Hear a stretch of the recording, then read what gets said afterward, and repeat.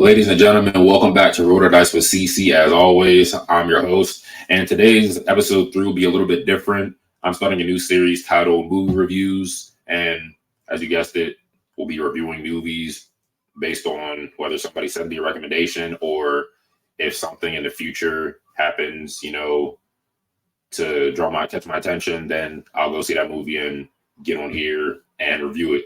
Now, without further ado, let's get right into it. So this episode is going to be based on me reviewing Dune parts 1 and 2. If you haven't seen it, Dune, the first part came out 2021. It's on a bunch of streaming platforms, or you can, watch it elsewhere.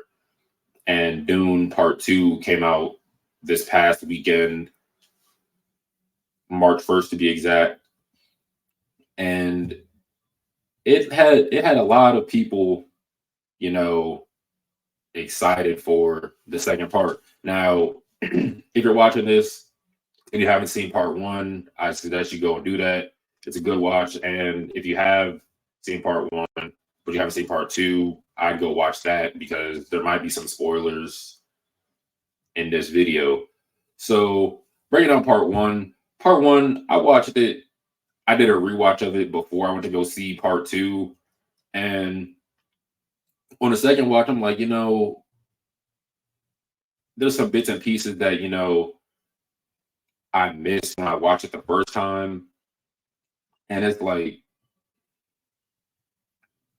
when you watch something for the first time, it's like, okay, you don't catch everything, but a rewatch helps you grasp certain concepts or missing clues that the director might have left for you to find out, but you won't see it until you give it another watch. So on the first part, a lot of things kind of coincide with the second part. Now, obviously, part 1 and 2, they're connected. So everything in part 2 is basically introduced in part 1. But when you watch part 2, it's like it's right out the gate. Like they don't no real recap or anything. And it just jumps straight into the second part of the story. Now, with that being said, I guess that kind of throws people off a little bit because it's like, okay, you would feel the time between the two movies, they would give you like a slight recap, but then it's like you could just go back, watch part 1, and then immediately after that, watch part 2 so that you can kind of connect the stories together. Now, with part 2, Dune part 2, I will say there is a lot more action and it brings together some, I guess, plot holes that might have been left in part 1. It answered those that, like the backstory of, like, you start watching Dune part 1 and you're like, okay, House of Atreides, Paul, his mom and dad, and then you have the Harkonnen, House of Harkonnen, who kind of like the enemy of House Atreides. And then you have the Emperor and Imperium, like the overseer of everything. So basically, for a short recap of part 1, the Emperor, he's not satisfied with the job that the House Harkonnen are doing on a planet called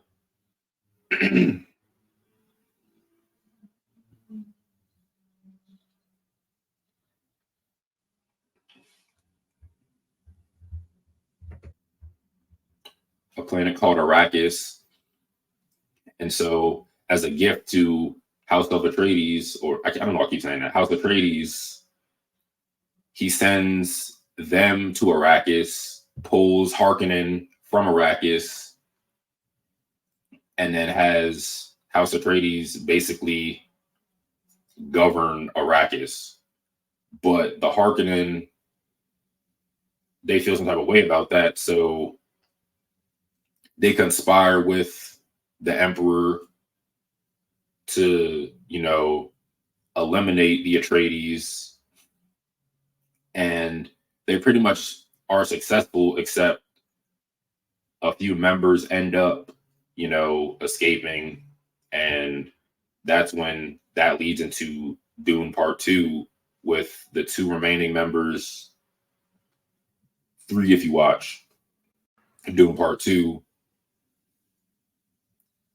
remaining on Arrakis, and how they go about trying to get revenge on the Harkonnen and the Emperor. So in Part 1 as well, the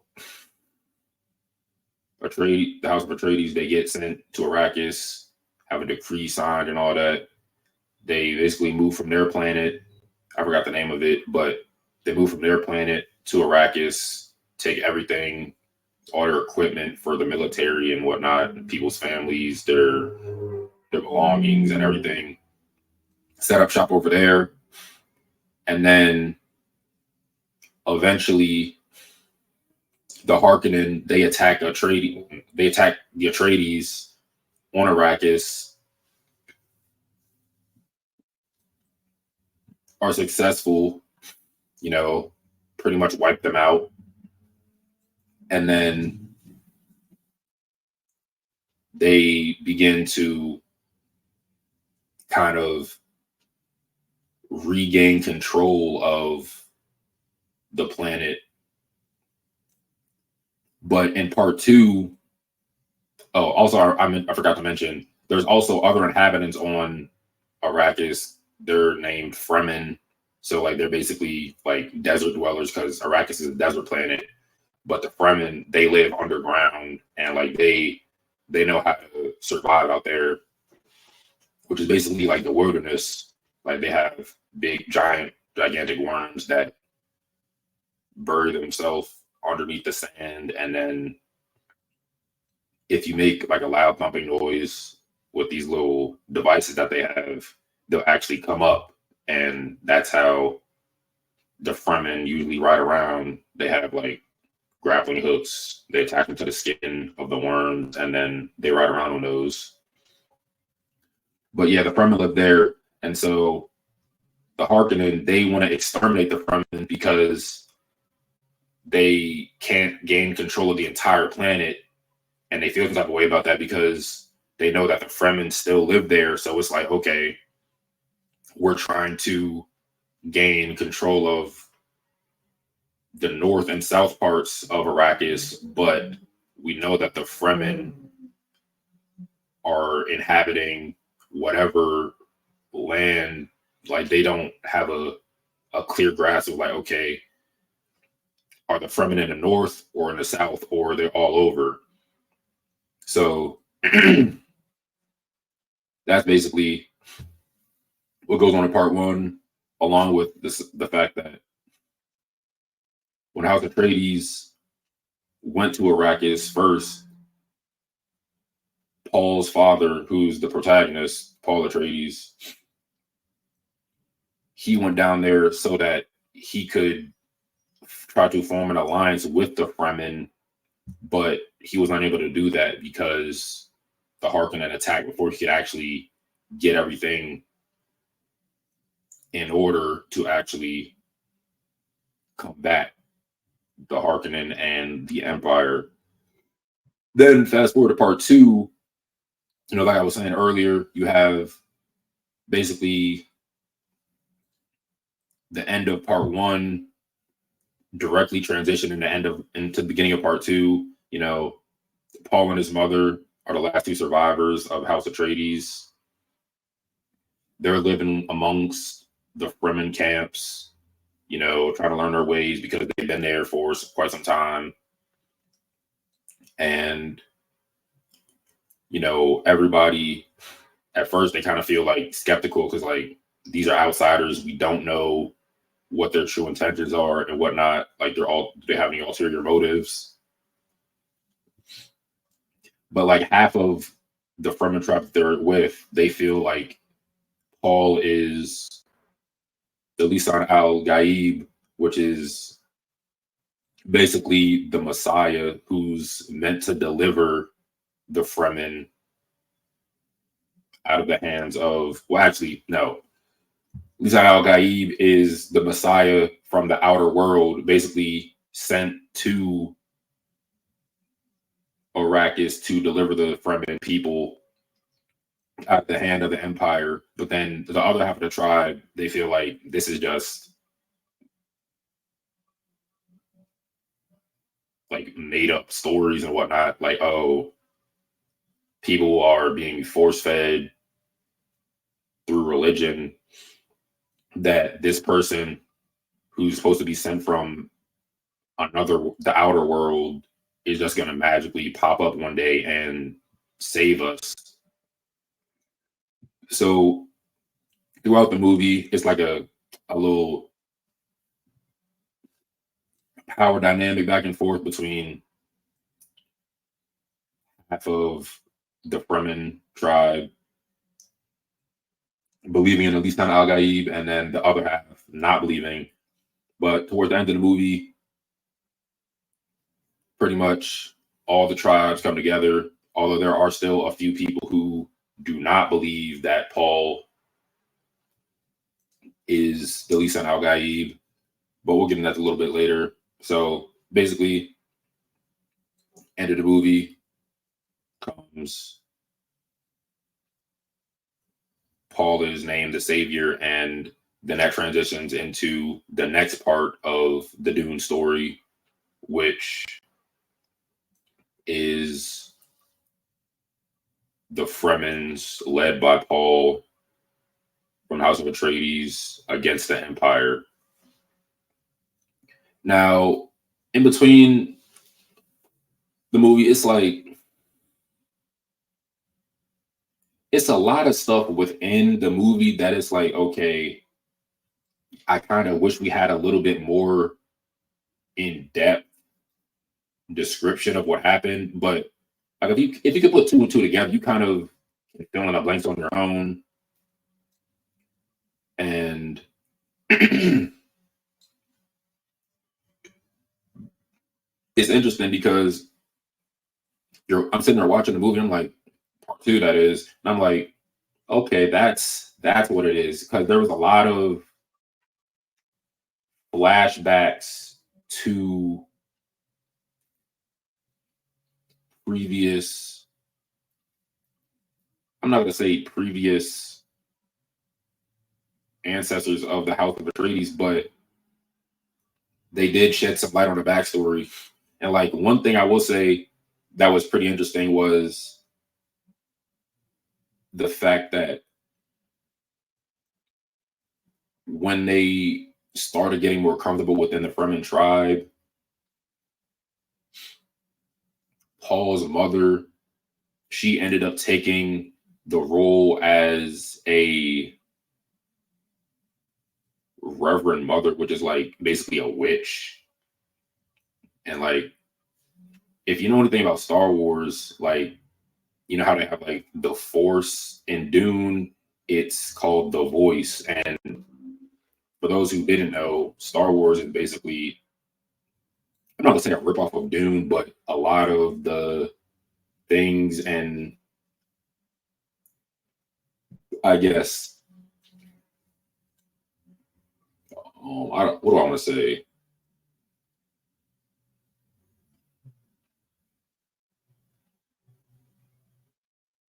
Um,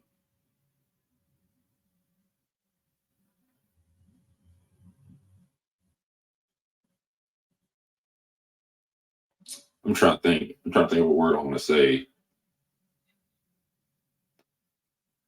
A lot of the stuff that you see in Star Wars basically originated from Dune. I'll say that because Dune came out prior to Star Wars. Has a lot of books you can read if you don't feel like watching the movie. and you're more of a reader who wants to get like the most detail out of the story, you can go read the books. I'm pretty sure they have them in a library, or if you want to own them, you can purchase them off of Amazon or whatnot. So yeah, in Dune, it's called The Voice. And so Paul's mother, she's the Reverend Mother, and she can see futures of different people. Like she sees visions, and Paul sees visions as well. And both of them are trying to make the Fremen. Well, quick little, quick little, quick little backtrack.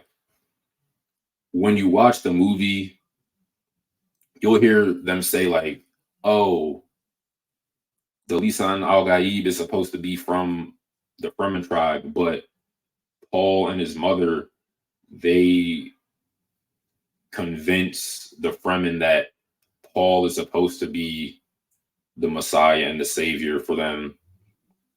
And so eventually they do end up believing that that truth is real. And so they decide to follow him. But basically, Paul and his mother, they're trying to write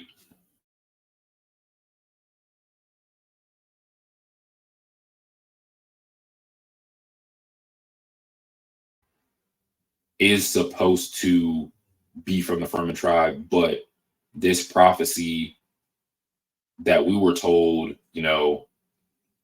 we're going to make sure it comes to fruition. So we're going to give these people this story, especially because they've been waiting for however long it is they've been waiting for the Messiah to come and save them. So we have somebody here who can fit that mold, and from then on out, it'll carry over, and then we'll go from there. So all that occurs in part two, along with they do shift the viewpoint back to the Harkonnen, where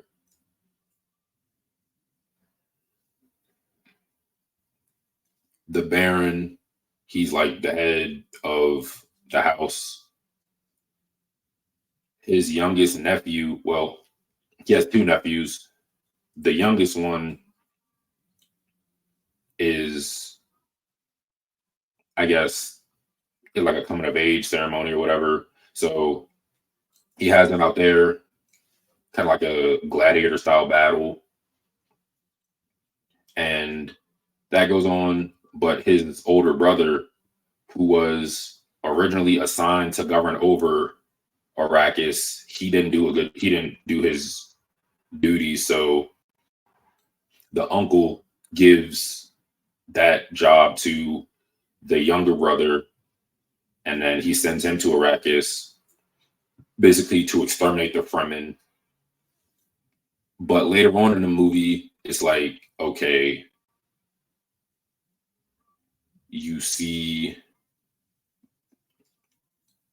the similarities that both brothers have in terms of using brute force and strength to, try to instill fear in people. Like, and they kind of do have like the similar tactics, but it's not so much that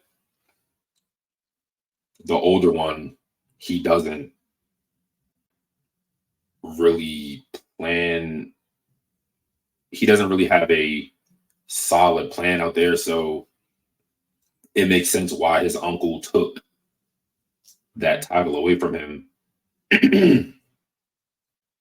And then you get a little bit more deep into the movie, Paul runs into the former head of the military guild within House Atreides, and he thought he was dead. They run back, they get a nice little reunion in, and then they team up together to fight the Harkonnen. But the craziest thing I think in part two was like after the Fremen realized that Paul is the Lisan Al Gaib, and like a majority of the tribe acknowledges him as that. The craziest thing is when Paul goes to talk to his mother, she says that they are actually hearkening. And when I heard that, I was like, wow. So the Harkonnen wanted to exterminate the Atreides, killed everybody from the House of Atreides, but as soon as Paul's mother became the Reverend Mother for the Fremen and Paul became the quote unquote Lisa Al Gaib, she tells him that the way they will survive is because they are hearkening. And I'm sitting there like, wow, like they're supposed to be exterminated, but she didn't realize that. Well, she claims she didn't know until she actually got the powers to actually be the Reverend Mother. But it was like, okay, like they're actually related to the people that tried to kill them.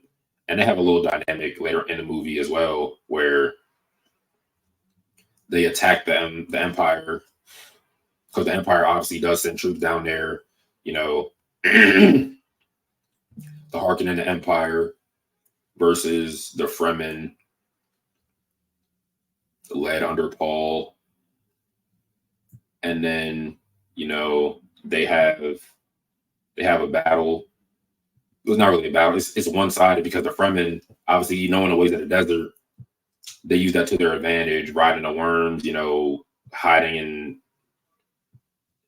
inside of the sand and under the sand in plain sight, basically. But they have a battle. The Fremen tribe wins, and then they end up confronting the Emperor. And after they confront him, he's like,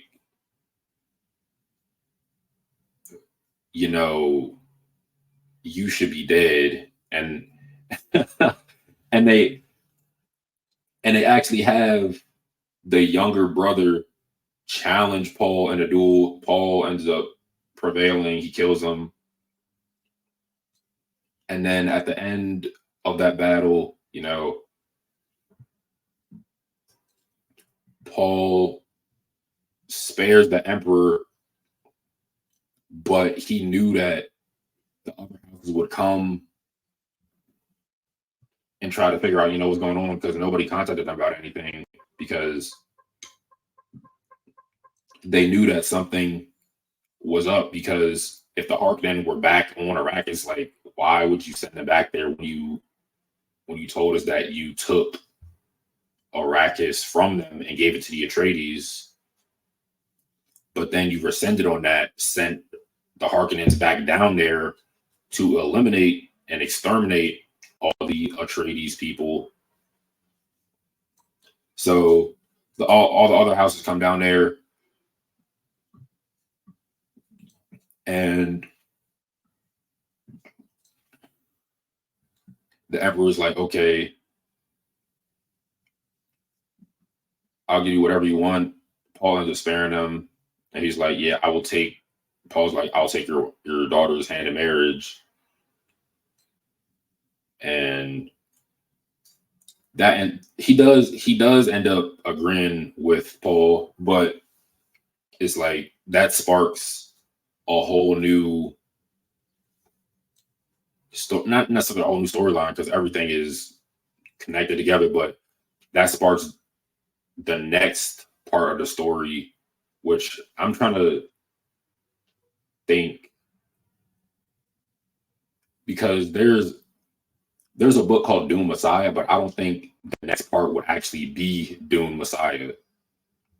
I got to go back and read the books, but that kind of sparks the next step into that storyline, where it's Paul as Lisa Al Gaib, the Fremen people versus the Empire, all the other houses, and that sparks the Holy War. And now that one of the major houses has fallen completely, it's like, okay, we have nothing but war on our hands.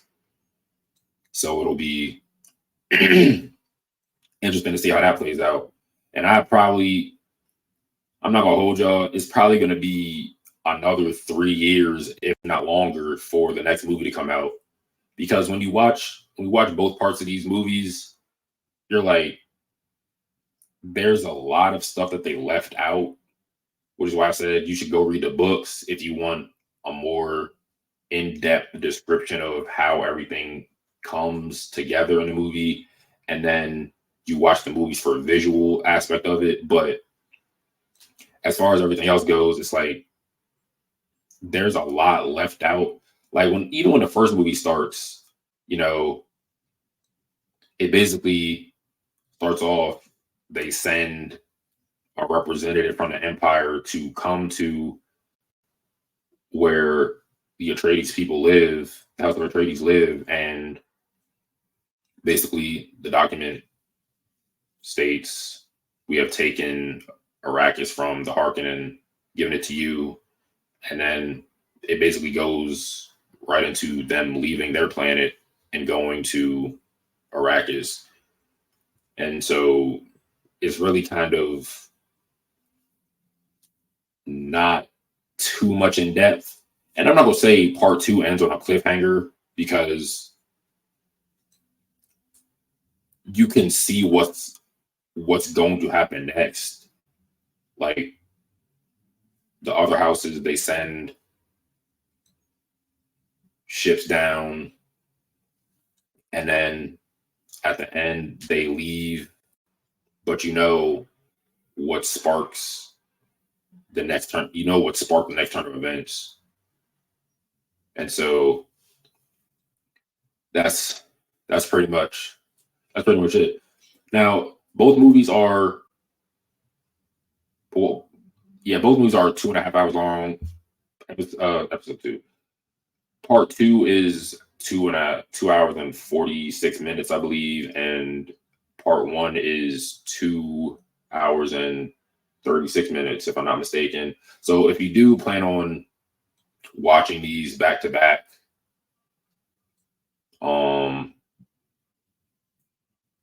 you'll be sitting there for a while. Now, the theater experience for the movie was good. You get to see everything on a big screen, but as far as watching the movies at home, I feel like it will be a better watching it at home. That way I can pause, go back. Okay, oh, I missed that when I watched it the first time for part 2, whenever you're able to watch it. But it's a good watch. And it a lot of similar to Star Wars. Like you can see the clear-cut similarities. Like Paul is basically the Anakin Skywalker of the Dune universe. So they act very similar. And you can make comparisons for like a bunch of characters, whether that be I don't want to say that the Emperor could be like Chancellor Palpatine from Star Wars, but it's more so like the uncle from the Harkonnens, the Baron. He feels more like Palpatine than the actual Emperor does, but he's dead. I mean, he's dead, so it's more so like the actual Emperor is Emperor Palpatine from Star Wars. But yeah, there's a lot of similarities. Me personally, I can't really say which one I prefer more, because obviously Dune is not completely visualized yet. So going back to read the books, maybe that'll give me more of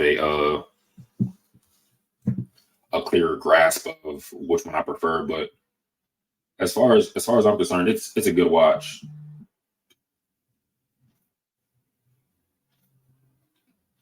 So yeah, that's all I got for y'all guys today. Make sure to check out episodes 1 and 2. Episode 1 is, for those who don't know, audio only, and episode 2 is uploaded on YouTube. And I will also put the link in the description so you can go ahead and check those 2 episodes out. But that's all I got for y'all guys today. Thank you for listening. Please like and subscribe, share this video with whoever. Even if you don't like it, maybe somebody else will. And as always, take a chance, take a gamble. But remember, as long as you roll the dice, it's all good. Appreciate y'all. I'm out.